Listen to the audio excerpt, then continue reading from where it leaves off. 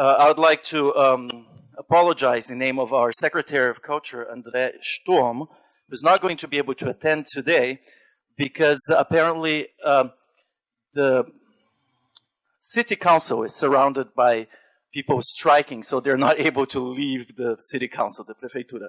Today is a very special day, as a lot of you have probably experienced.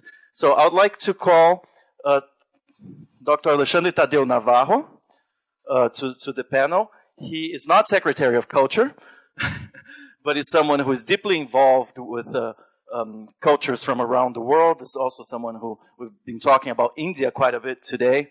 And they have just returned from India, which is a frequent trip they do, and also based on values of education and human rights.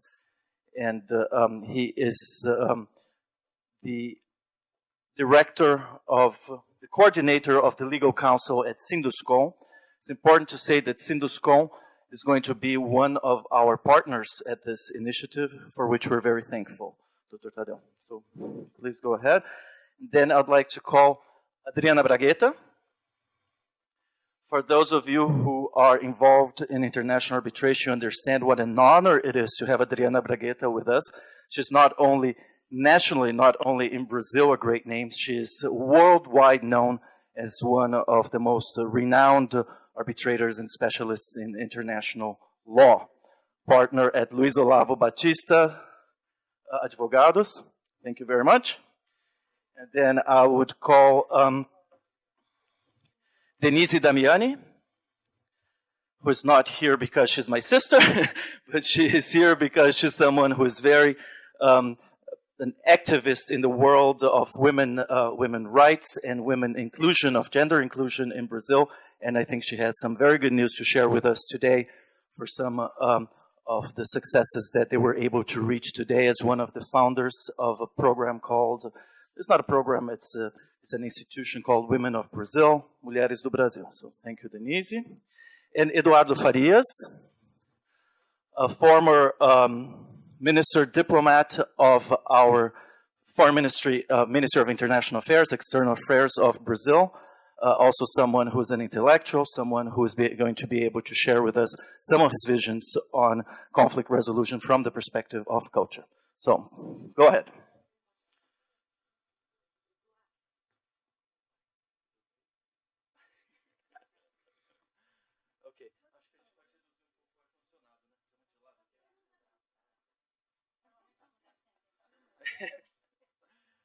Okay.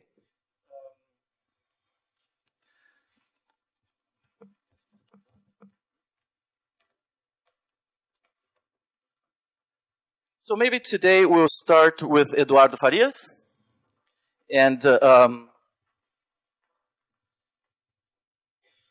he will give us, his contribution will be a contribution that will be based on his experience of very many years with Iberian American affairs, international affairs, someone who has lived in Madrid, in Peru, and in Brasilia, you know, which is a place that's sometimes more foreign to us than Peru and Madrid. So please go ahead. No, good afternoon. In 1951, Isaiah Berlin wrote an essay called Hedgehog and the Fox, where he used a fragment of a pre-Socratic thinker that runs more like the fox knows many things, and the hedgehog knows only one, but it's very important. He used it in the context of discussing Russian literature and Russian culture in general.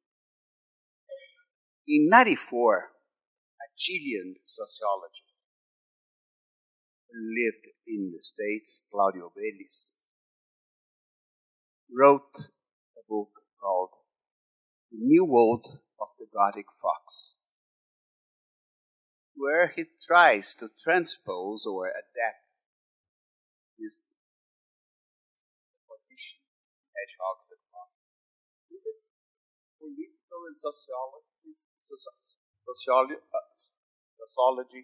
of Latin America. More Latin America or Hispano America, but the case is perfectly adaptable to Brazil. Because we are, from that point of view, part of Latin America, without any doubt. And he mentions that the Americans or the English in the beginning were foxes. They were worried about their everyday problems, about their being there, their being living forever, adopting a new perspective on life, because the pilgrims were not going back.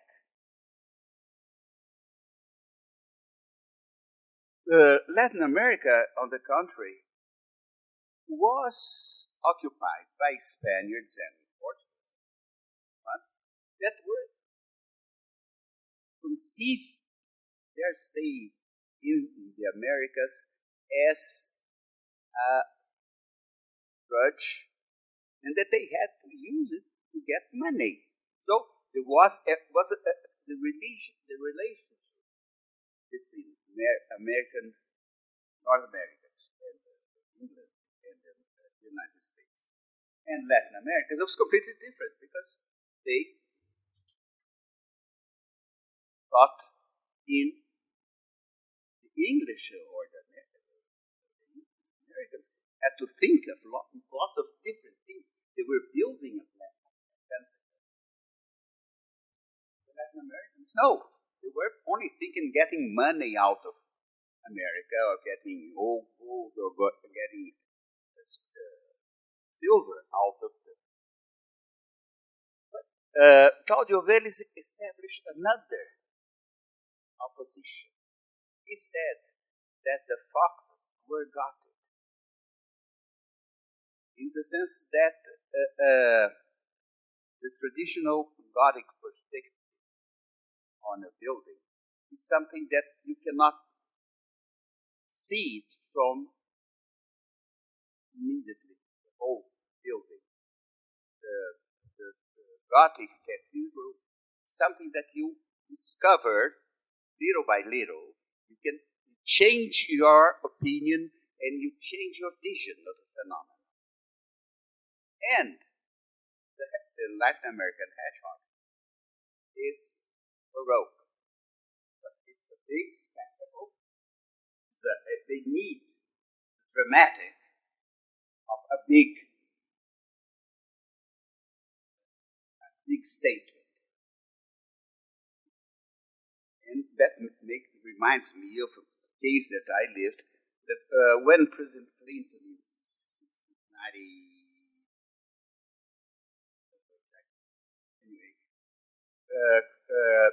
proposed AUCA, the Latin American initiative, they sent Brazil, for example, the Secretary Larry Summers, who proposed 26 or 28 different actions that could be part of this partnership. And then we had to decide what would be the position, not only of Brazil, but of Latin America as a whole. And I remember that my chief at the moment looked to me and said, the first thing that we have to do is a declaration. So the idea of the impact, the big thing, the one thing, he said that critically, but he knew exactly what's going to happen. And today we organized a text in 3 or 4 days, presented to the Latin Americans. It was a big success. Not because it was important, but it fulfilled the need for spectacle, for brilliance that Latin Americans looked for. And I think that this also represents in a certain way, the manner where, for instance, the independence of different parts of America ended up happening. The United States went, in the beginning at least, was very discreet and, well, got the Indians in the Middle West and bought Louisiana from France. And then from the middle of the 19th century on, they decided to be really expansionist, well, and they sort of took over half of Mexico. In Latin America, in Spanish America, which was basically a very thin line of countries, Spain had to create different centers of power and control, and she could not work from one point only. It would be La Plata, or it would be Peru, or Mexico. It was impossible. So they developed a system of viceroys and vice kingdoms, and this process created a lot of local elites, criollos, which basically were still Spanish-minded, but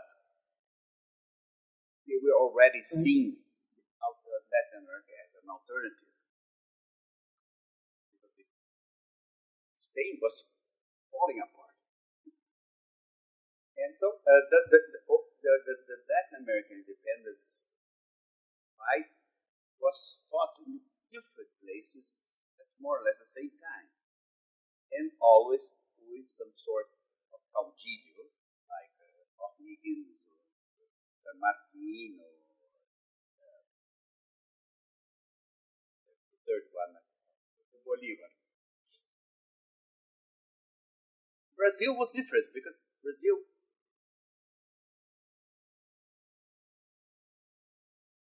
had existed only on the coast. It was a small settlement in the coast and developed everything along this coast. So what happened is that Portugal had no need to create different sources of power. And in so doing, we sort of kept our territory intact, because they were not separated by our powers, our metropolitan powers. And effectively, we didn't know each other. We Brazilians were completely unaware of Latin America. For various reasons. One is that Portugal was no longer a metropolis for Brazil. The metropolis was by Paris, was eventually London. And so we changed our focus. And in Spain, on the contrary, Madrid still was a cultural capital. So we lived in different sides of the Andes, and we really had no contact for various reasons, because till today, most of this border is no living border. There are very few cities from Guyana still to Paraguay. In Paraguay, okay, you get more life border, but nobody knows what's on the other side. And that's how we live in different Americas. And there was another problem, and that has too much to do with the society of Latin America, is that since you had different centers of power, you have different centers of dispute. If you imagine that. But Uruguay was Brazilian for a while. Or Brazilian for a while. We didn't fight, but anyway. Chile had a border problem with Argentina till 30 years ago. Bolivia has a problem with Chile and Peru because they want a way out of the Pacific since forever. Ecuador and Peru have also a border problem. Venezuela has a border problem with Guyana. And Colombia too, but less important. The problem is that they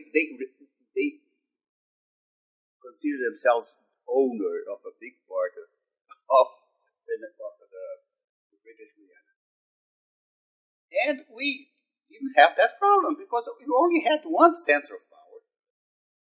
We didn't have to fight for our independence. We bought it for 20,000 pounds, I think, at the time, and had natural air to grow. So that's sort of compadrillo that solved the problem. But Latin America, the rest of Latin America, no, they have to really, first of all, they have to discover that between themselves, among themselves. And there's a lot that makes difficult those process of integration because we have different interests and, what's even more important, we have big difference in size and in richness. They are, and it's natural, afraid of Brazil because we represent half of Latin America. But at the same time, if they are afraid, they sort of respect us. And when Jefferson said that we managed to live more than years without war, civil war in the border, first of all, it was not that long. The Paraguayan War was in 1956. And we really, there was nothing between Brazil and Colombia and Venezuela.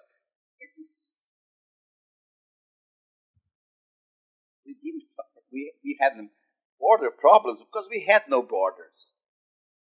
They only were established around the time of, started to be established by the time of Barão do Rio Branco in the beginning of the 20th century. But that's all. So the problem of integration in Latin America goes through also that kind of problem. First, size of the contributors. So the European Union was easy because the countries were all more or less the same size. And, well, some were more rich, some were richer, some were poorer, but basically they had, it's the same economic rate. It's not comparable with, not even to Argentina. So the problem is that integration is a dream that is going to be very difficult to fulfill because we are not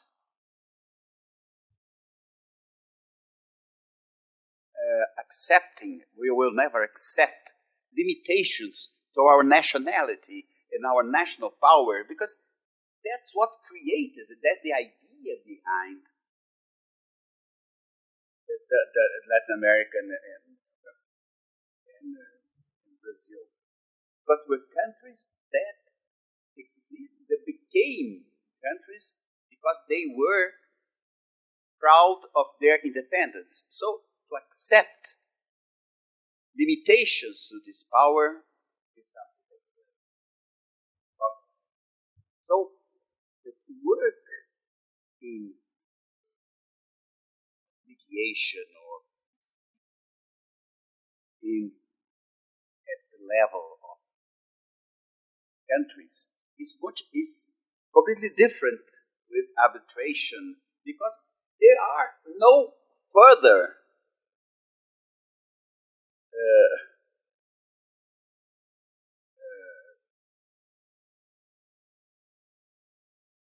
there's no other step to go. We are at the last step. We are discussing the independence of each country in the mediation arbitration in society. It's different because you can always, if things go very wrong, you can always go to court. You can always take another step. In Brazil or either you go to war or no. Thank you. Thank you very much. Thank you very much, Eduardo Farias. Would now like to listen to the words by Adriana Braghetta. So if we're talking about there's further places to go in arbitration, I'll be curious to see what you have to say about that. Thank you, Gerson. Very much for the invitation. Congratulations for this new center, in which I believe that we will be able to discuss interesting new ideas and perhaps, as said by Professor Martin Hunter, even by Marik, to contribute from a Latin American perspective. Ambassador Eduardo mentioned this session is about culture, gender inclusion, and conflict resolution. And Ambassador Eduardo discussed the issue from a perspective, a state-state perspective. And I will drastically change the perspective. My perspective would be a company discussion, dispute, or personal dispute, and the issue of gender inclusion, and the issue of culture diversity. First of all, I think we have many data. Obviously, we know all the data, starting with gender inclusion, that shows that women is not participating enough in dispute resolution. It's not only arbitration.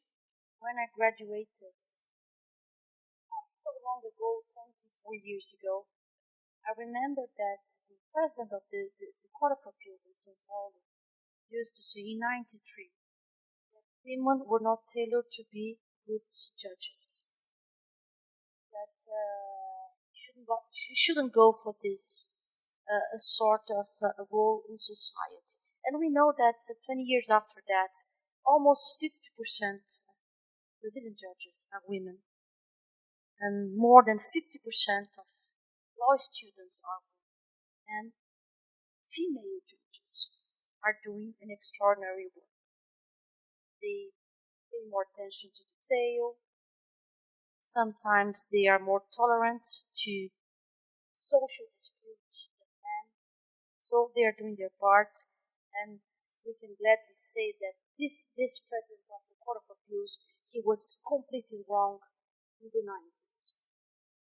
When we look when we look to mediation, it's also part of dispute resolution. We can perceive a strong participation of women, but not in international arbitration and not in national arbitration yet. I think they are, and we had an important meeting in Miami in 2012. It was an ICA Congress in which we had the research made in loco with more than 1,000 participants, and we were able to collect crucial data to show that perhaps less than 20% of the ones that are participating in private disputes are sitting as arbitrators, are less than 30% are women, and the vast majority are men from Europe, white men from Europe and the United States. So I wanted also not only to discuss the issue of inclusion of women, because we do represent 50% of the society, but also for younger people, and for also to respect the diversity in terms of regions and different backgrounds. In relation to women, what it seems to me from a Brazilian perspective, that until very recently, and this meeting, I think we advanced dramatically from 2012 until now. Mariki is following those evolutions very closely, like myself. We changed it drastically with an important international pledge towards the participation of women in international arbitration. But I think still that in Brazil, probably in Latin America, until very recently, we were, or still we are, extremely shy to discuss deeply gender issues. And then I would like to briefly comment on some of the studies that I was able to see in the US and that perhaps we could replicate in Brazil to try to understand a deeper level of the lack of participation from women in the society. And I will quote, it's not a very sophisticated book, but it's an interesting book written by the COO officer, Sheryl Sandberg. Yeah. So what I would like to bring the attention to all of us about this book. We are in a different step of the feminist movements. We are not discussing that we want to do the same. We have obviously the capacity, and we are recognized in that capacity to do the same, but we need to study deeper the differences between men and women that sometimes we women don't pay attention to. And this book shows basic examples. It shows, for instance, that in the US, some of the studies that are being conducted in universities, one of the ideas of the discussion of gender issues, for instance, is you bring to the attention of a class a history in which the hero is a man, and the same history you bring to the attention to the other class, and the heroine is a woman. And the reaction, the perception of the main character is totally different. It's a man, it's a woman. I think we must acknowledge those differences. We are in a stage that we need to understand why is that. Is it still the way we are raised, and still the way we raised our kids, our male kids especially? Or are there differences that women just need to acknowledge to move forward? I think both issues happen in relation to the gender issue. And in this book, she mentioned some studies in the US. She could analyze and she could realize that there are some psychological steps that women are more reluctant to take towards professional lives. So, thinking about all that, I think we have to do a positive effort and a positive attitude towards bringing more women to the professional life, especially dispute resolution.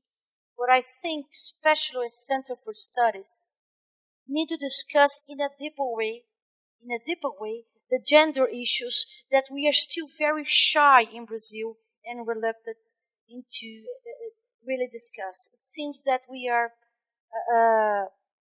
don't feel comfortable. We as Latins, we don't feel comfortable in touching those very deep issues. And but still, for international arbitration especially, and for dispute resolution, to really represent the diversity that we have among the globe, it's not only women that I would like to help to bring to the discussion and to participate in the main table, but Latin American lawyers, Latin American professors, African American lawyers. The world is still, although Mariki mentioned that perhaps the U.S. is not leading anymore, but still, we are not asked to participate, not only as women, but as Latin Americans, to discuss what is the procedure of international arbitration, what is mediation, what is the future, and not only us, people from Asia, people from Africa, and obviously from our region. So I think there's still a lot to do, and just to finalize, I'm glad to see in my 25 years of experience that a lot has changed, but still a lot has to be changed in the near future, and that we have new places, Gerson, for instance, to discuss those new ideas. Thank you very much. Thank you very much, Adriana. I'd like now to pass the word to Dr. Alexandre Tadeu, and then finally to Denise Damiani. Good evening, ladies and gentlemen. It's a great honor on behalf of Sinduscon to be part of this great project that today is being announced and showed for such a great audience. Sinduscon, for those who don't know, is the union of the constructors in the state of São Paulo. And why Sinduscon has aligned its efforts with USP to this project?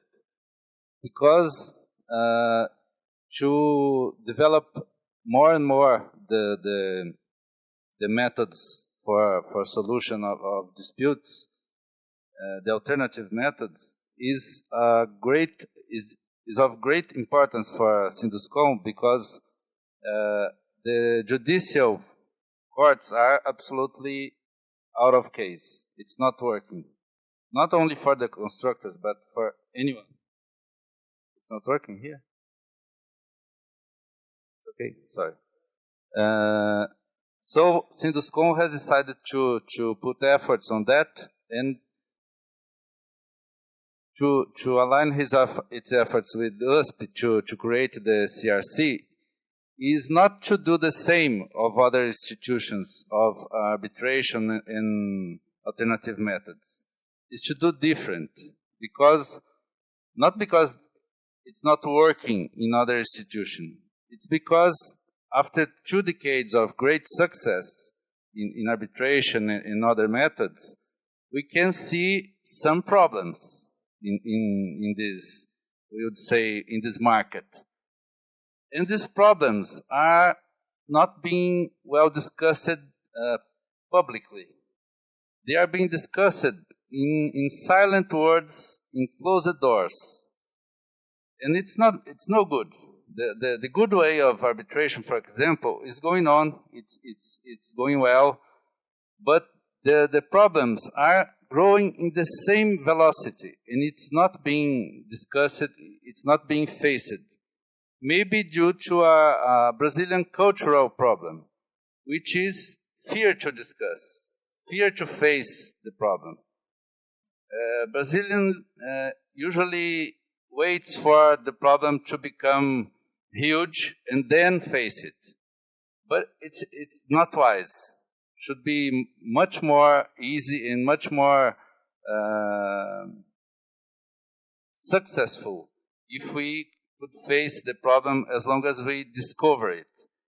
And in arbitration, there are some points that I believe, and Sinduscom obviously believes much more than me, that CRC has the power to fulfill the solution, or at least fulfill the adequate ambient to discuss it, as long as it's inside an academic institution where the air is a little bit more light than in the other institutions.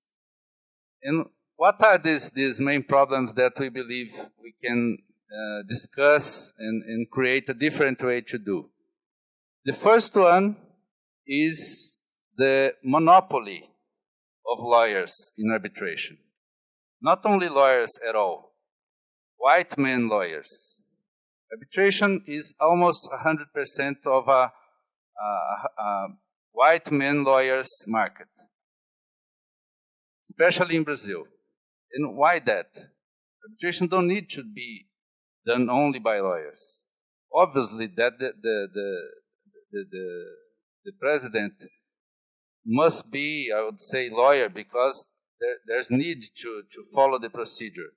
But the other two arbitrators don't need to be lawyers. They have to be the best guys to solve that dispute. And girls, obviously.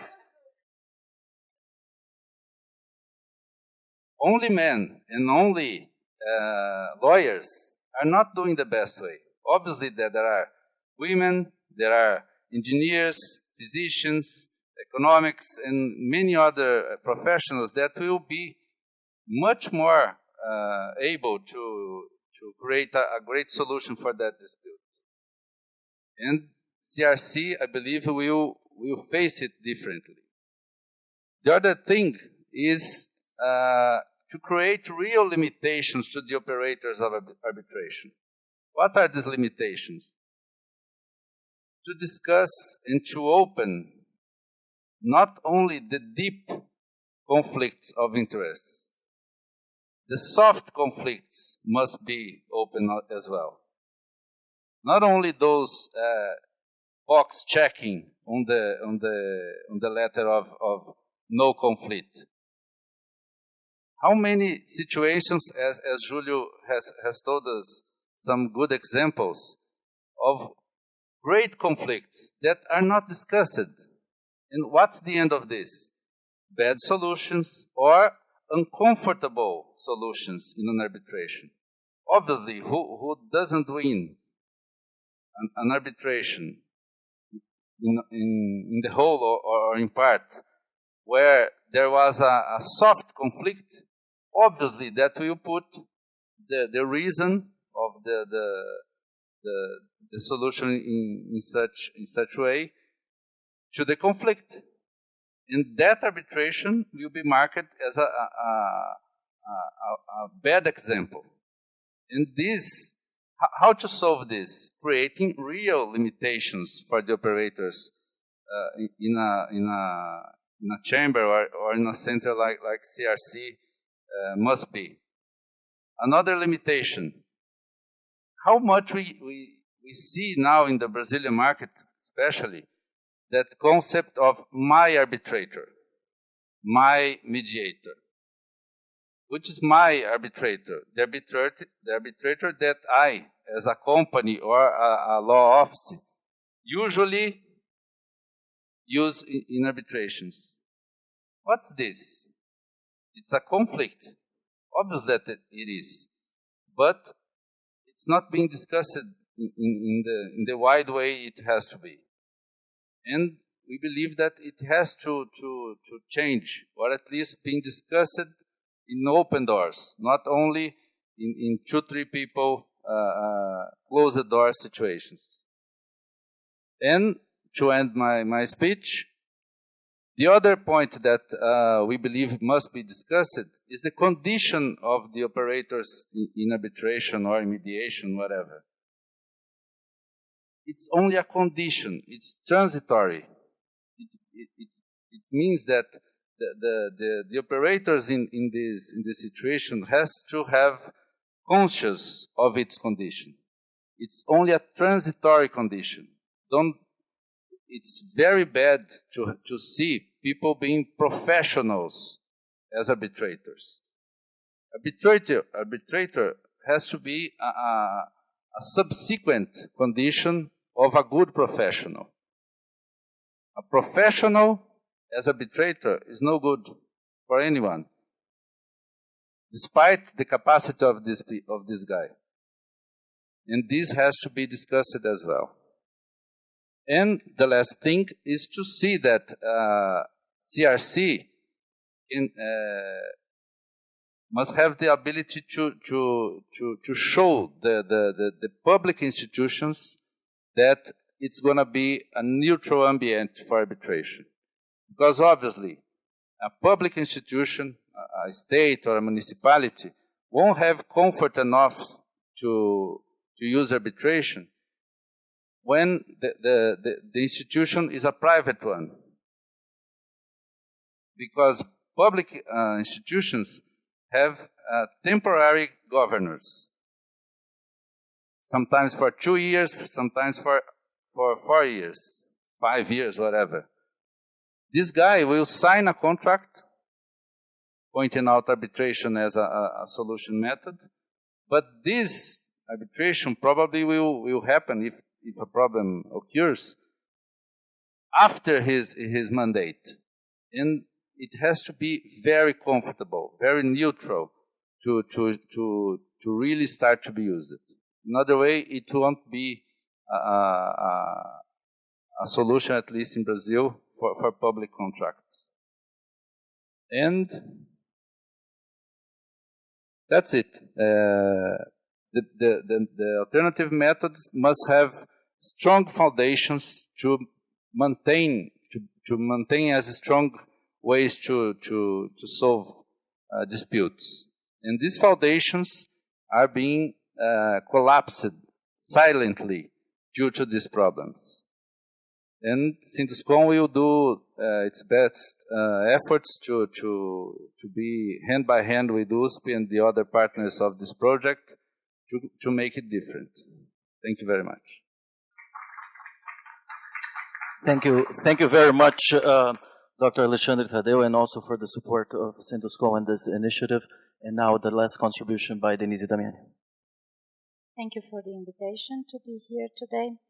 I would like to make a comparison from what I heard. It's good to be last, so we can always quote what has been said. But Adriana said something about women not being enough in numbers in conflict resolution and dispute resolution. But women are not well in numbers in any area of where there is power. And it's very interesting if we can make a comparison from what we have in conflict resolution and in law in general with the big companies. If we look at the numbers in the big companies, it's the same. We have around 4%. It's not a Brazil number, it's a worldwide number. We have 4% of women representation at the top. There is a very old study by Catalyst. It's an American institute that says that if a minority is not well represented at the top, it's very difficult that this minority has anything of good things in their base. So what they say is that we need at least 30% of minority representation at the top, so this top can take care of the whole base. If we can see what happens in maybe dispute resolution is what happens in our society. If we look at the numbers, this is Brazil, but also the rest of the world. When we go out of the school, we have almost 60% of women. When we start at the work base, it's almost the same, from 50 to 60. But when we start having this power in being executives, in being CEOs, in being directors, or being board members, these numbers goes to 4%. So it's really not enough to make any change. That's why we are fighting to have not this so low representation, but having at least 30% of representation anywhere, not only in politics or in lawyers or dispute resolutions, but everywhere. We have founded 3 years ago Mulheres do Brasil as being an NGO representing the causes of women in many areas, and I'm the leader for the women representation in the top areas of the society. And we fight for quotas. This is interesting to know what the diversity in all the countries. Where is Brazil? So we have many countries that are have more representation on the boards of the companies than Brazil is. And if we go to look at very closely to the countries that are better, is because they could put quotas in their system. So these countries that put quotas, they grew about 5 points from 10 to 15% in very few years. And I'm very happy to announce that this week we could pass the law in the Senate last Wednesday, that now Brazil started to have these quotas also here. So the Senate approved, 100% voted yes for the companies, starting with the public and mixed public companies. Until 2022, they are obliged to have 30% women on the boards. Why boards are so important? Because starting from the boards, if we have 30% women with power, if Catalyst is right, and this is 30% is the right number, these numbers are going to shift for the rest of the pyramid. So we are going to have 30% representation on the executive level, and going to the base. So for us, for Brazil, it's the first time that we really could go this path. We are very, very happy. This is a law that we started discussing in 2010. So it took 6 to 7 years to be approved. The number that we asked was 40% until 2024, but it was approved. We asked 40 to get 30. That's the truth. But we got the 30, and if it's not blocked by the Presidential Act, so we are going to have this. What does it mean for the rest of the society, for conflict resolution, for the dispute center, for our center, etc.? I think that if we have more and more women on the companies, we will have more and more women with power representing companies with another idea of what a company has to do. If you have only white male, as you said, in the cameras for the conflict resolution, it's going not to cope with what is happening in society. So if we start with the society representation, I think this is going to move more and more to every area, political area and lawyers and etc. So I'm very happy to be here in a week that we could say that we won this first battle. But after the first battle that we celebrated it, we were very happy. Then we realized that the work starts now. We have nothing done yet. Now we have to prepare all these women that are willing to be prepared, that are willing to step forward to take these places. And it's really a battle, because it's a cultural battle to tell women that they can. You cannot take a place that you cannot see that you are capable of. So our battle to prepare these women and to fulfill all these places is just starting. Thank you so much.